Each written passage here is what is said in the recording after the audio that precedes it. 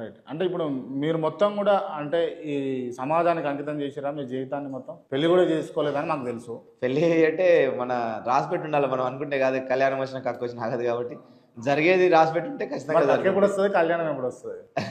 కక్కు ఎప్పుడు వస్తుందో మనకు తెలియదు, కళ్యాణం ఎప్పుడు వస్తుందో మనకు తెలియదు, రెండు మనకు తెలియదు. ఎందుకంటే మన చేతిలో లేవు. అది ఎప్పుడైతే మోషన్ మనం ఎక్కువ తిని అజిత్ అయితే మనకు అది సడన్గా అయితే మనం ఏం చేయలేదు, దాన్ని కంట్రోల్ చేయలేము, ఆగలేదు.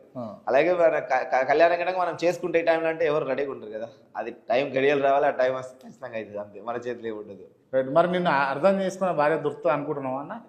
తెలీదు, ఉండొచ్చు, ఎవరన్నా ఉండొచ్చు, కానీ అది సెట్ అవ్వాలి కదా. మనకు ముందుగా తలరాత రాసి పెట్టి పెళ్లి జరిగేది ఉంటే యోగం ఉంటే ఖచ్చితంగా అవుతుంది. యోగం ఉండాలి. యోగం ఉండాలి ఏదైనా. ఓకే. ఇప్పుడు ఇన్ని రోజుల నుంచి ఇన్ని సంవత్సరాల నుంచి మనం సర్వీస్ చేస్తున్న ఇటగా ఒకరొకరిని కలుస్తున్నామంటే మనం ఇప్పుడు మిమ్మల్ని కలవాలంటే నాకు ఏదో ఉండాలి, కనెక్షన్ ఉండాలి, లేకపోతే కలవలేము. ఇన్ని రోజులు మాట్లాడుకోవడం ఈ రోజు జరిగింది అంటే ఏదైనా మనకు రాసి పెట్టినా పక్కా అయితే, కానీ మనం ప్రయత్నాలు మాత్రం ఆపకూడదు, ప్రయత్నం చేస్తూనే ఉండాలి ఏదైనా. రైట్. మీ చేతుల మీద అందరి టాటోలు వేయించుకోరు కదా, ఎవరు ఎవరెవరు వేయించారు, ఎందుకు? అంటే నాకు ఇష్టం బ్లడ్ గార్డ్ మెగాస్టార్ గారు, సజ్జనార్ గారు అంటే ప్లాస్మా గార్డు సజ్జనార్ సార్ ఇష్టం. ఇక మోడీ గారు ఉన్నారు, రతన్ టాటా, సోను సూద్, పునీత్ రాజ్ కుమార్, పోలీసుల్లో ఉమేష్ చంద్ర వ్యాస్ ఐపీఎస్ ఇద్దరు.